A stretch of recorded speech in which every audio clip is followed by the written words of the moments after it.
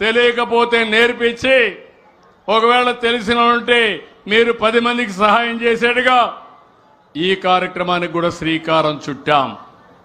ఇంకొక విషయం కూడా మనం ఒక్కసారి గుర్తుపెట్టుకోవాల్సిన అవసరం ఉంది. ఈరోజు రాష్ట్రంలో మున్సిపల్ అడ్మినిస్ట్రేషన్ కానీ మన డిప్యూటీ సీఎం పవన్ కళ్యాణ్ గారు కానీ ఇద్దరు కలిసి పరిశుభ్రమైన నగరాలు పరిశుభ్రమైన గ్రామాల కోసం పనిచేస్తున్నారు.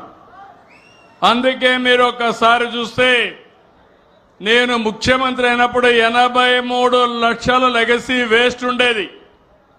కుప్పలు కుప్పలుగా అడవులు తయారు చేసే పరిస్థితికి వచ్చారు. అది చూస్తే నాకు చాలా బాధ కలిగింది. దానివల్ల చాలా ప్రమాదం కూడా. అక్కడ వర్షాలు పడతాయి, వర్షాల్లో ఇదంతా కూడా తడిచిపోయిన తర్వాత భూగర్భ జలాలు మొత్తం కలుషితం అయిపోతాయి. ఒక దిక్కడ భూగర్భ జలాలు కలుషితం అయితే ఎంతవరకు అది పర్కులేట్ అయితే ఆ ప్రాంతం అంతా కలుషితం అయిపోతుంది. ఆ స్మెల్ చూస్తే భయంకరమైన వాసన. ఆ స్మెల్తో లేనిపోని రోగాలు వస్తాయి. అలాంటివి చేసిపోయారు. ఈరోజు అందుకే నేను ఆ రోజు నారాయణ గారికి ఒక మాట చెప్పాను, మున్సిపాలిటీకి ఒక మాట చెప్పాను. అక్టోబర్ 2 గాంధీ జయంతి నాటికి 100% లెగసీ వేస్ట్ తీయాలని చెప్పాను. మొత్తం తీసిన ఘనత ఈరోజు నారాయణ గారికి ఆ డిపార్ట్మెంట్కి దక్కిందని చెప్పి నేను మీకు తెలియజేస్తున్నా. గట్టిగా చప్పట్లు కొట్టి అభినందించండి. ఇలాంటి మంచి పని చేసినప్పుడు పారిశ్రామిక శానిటేషన్ కార్మికులు, మున్సిపల్ శాఖ ఉద్యోగులు, అధికారులు, కమిషనర్లు చాలా బాగా పనిచేశారు. Good job. ఈరోజు కూడా నేను ఒక చిన్న పని ఇచ్చి వచ్చా. ఇక్కడే ఒక యాదవ కాలనీ ఉంది. మొత్తం ఇంట్లో పేడంతా తీసుకొచ్చి రోడ్డు మీద వేశారు. చాలా చెత్తగా ఉంది.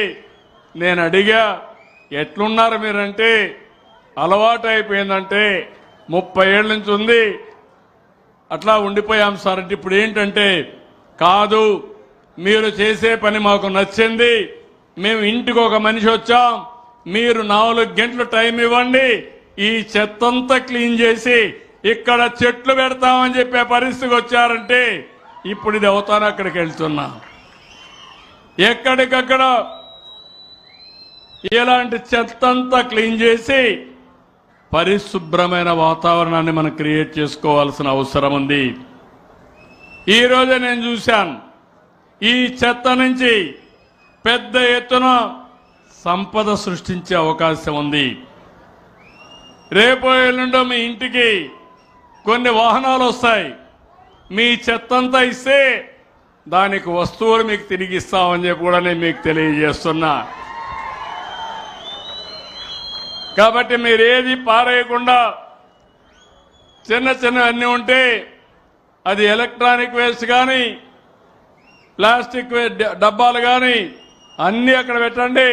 ఒకప్పుడు నేను చిన్నప్పుడు చూసేవాడిని, పాత వస్తువుల కోసం కొంతమంది వచ్చేవాళ్ళు. అవునా కాదా అని మిమ్మల్ని అడుగుతున్నా.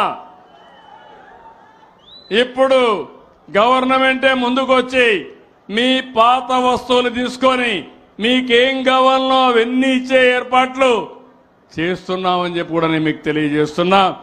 ఒక్క నెలలో 100 వాహనాలు పెడుతున్నాం. ఆ తర్వాత ఎన్ని వాహనాలు కావాలో అన్ని పెట్టి మీరు వాడిన వస్తువుల్ని, పనికిరాని వస్తువులు తీసుకొని మీరు వాడకానికి పనికొచ్చే వస్తువుల్ని మీకు అందజేసే బాధ్యత నాదని మరొక్కసారి మీ అందరికీ హామీ ఇస్తున్నా. ఇలాంటి వినూత్నమైన కార్యక్రమాలతో ముందుకు పోతున్నాం. చెత్త నుంచి కరెంటు తీస్తున్నాం, అదే మరి చెత్త నుంచి కాంపోస్ట్ తీస్తున్నాం, అదే మరి కొన్ని వస్తువులు రీసైక్లింగ్ పంపిస్తున్నాం. దీనివల్ల సర్క్యులర్ ఎకానమీ బాగుపడుతుంది. విశాఖ, గుంటూరులో వేస్ట్ ఎనర్జీ ప్లాంట్స్ ఉన్నాయి. తొందరలోనే రాజమండ్రి, నెల్లూరు, కడప కర్నూలులో కొత్త ప్లాంట్స్ వస్తాయి. అదే సమయంలో ప్లాస్టిక్ ఫ్రీ ఏపీగా తయారు చేస్తాం. అక్టోబర్ 2కి మున్సిపాలిటీలు, జూన్ 26కి రాష్ట్రాన్ని మొత్తం ప్లాస్టిక్ ఫ్రీ రాష్ట్రంగా చేస్తామని చెప్పి కూడా నేను మీకు తెలియజేస్తున్నా. ఈ నెలలో నేను ఒకటే మిమ్మల్ని అందరినీ కోరుతున్నాను. మనమందరం మనుషులం, మనకందరికీ ఆక్సిజన్ అవసరం, మంచి గాలి అవసరం. కానీ రాను రాను మనందరం కూడా మెకానికల్ అయిపోయాం, బిజీ అయిపోయాం. ఏం చేస్తామో తెలియదు కానీ బిజీ మాత్రం బిజీ. దానివల్ల టైం అంతా వేస్ట్ అవుతా ఉంది. గంటల తరబడి మీ సెల్ ఫోన్ చూస్తారు కానీ ఒక చెట్టు పెట్టడానికి మాత్రం ప్రయత్నం చేయరు. ఈ సెల్ ఫోన్ చూస్తే ఒకసారికి పర్వాలేదు కానీ అదే పనిగా చూస్తే మీ మైండ్ ఖరాబ్ అయిపోయి మనం పిచ్చి పట్టే పరిస్థితికి వస్తాం. ఏదైనా సద్వినియోగం చేసుకోవాలి. ఇప్పుడు రాను రాను నాకు పెద్ద సమస్య రాబోయే రోజుల్లో అన్ని సమస్యలు ఒక ఎత్తు అయితే మీ ఆరోగ్యానికి హాస్పిటల్ పోతే మందులు ఇవ్వగలుగుతారు. కానీ ఈరోజు మెంటల్ సిక్నెస్ వస్తూ ఉంది. అంటే చాలా మంది, కొంతమందికి పుట్టుకతో వస్తుంది, కొంతమందికి ఇలాంటి టెన్షన్ పెట్టుకొని టెన్షన్లో ఏదంటే చేసే పరిస్థితికి వస్తారు.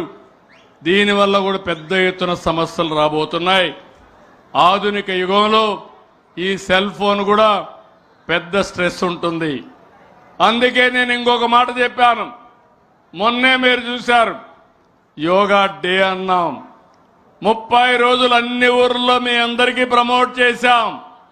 ప్రపంచంలో గిన్నీస్ రికార్డు వచ్చింది.